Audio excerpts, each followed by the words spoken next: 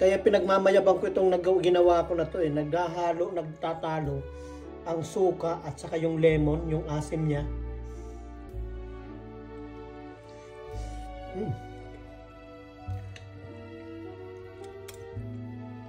Sobrang sarap.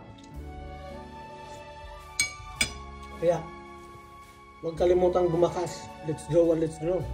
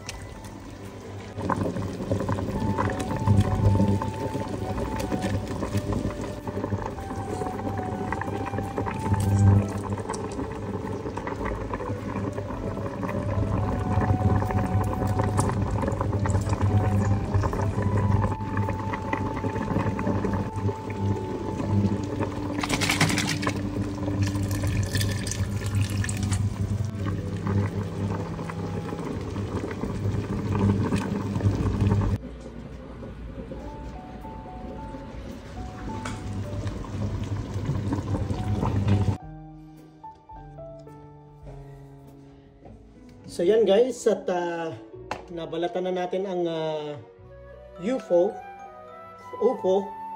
at isasama natin ito sa ating ginawang sinanglaw na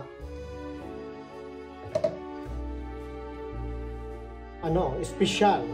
So wala tayong lamang loob dito. Ang ginamit natin dito sa sinanglaw ay ang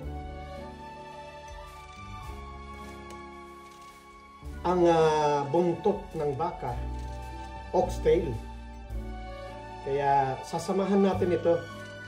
Kakaiba lang, pero I'm pretty sure na ang upo ay tumpak dito sa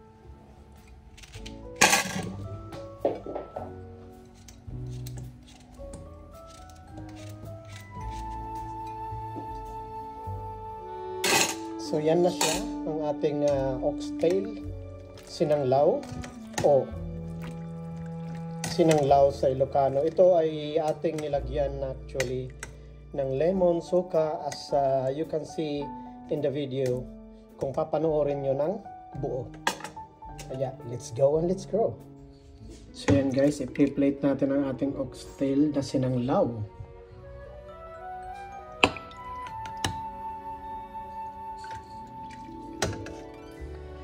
Sarap nito. Tinikman ko ang sabaw kanina.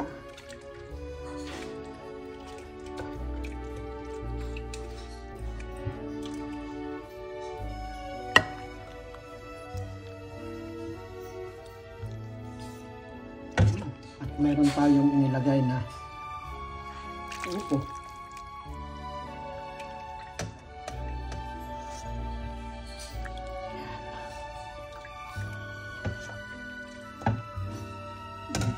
May sili at maraming luya.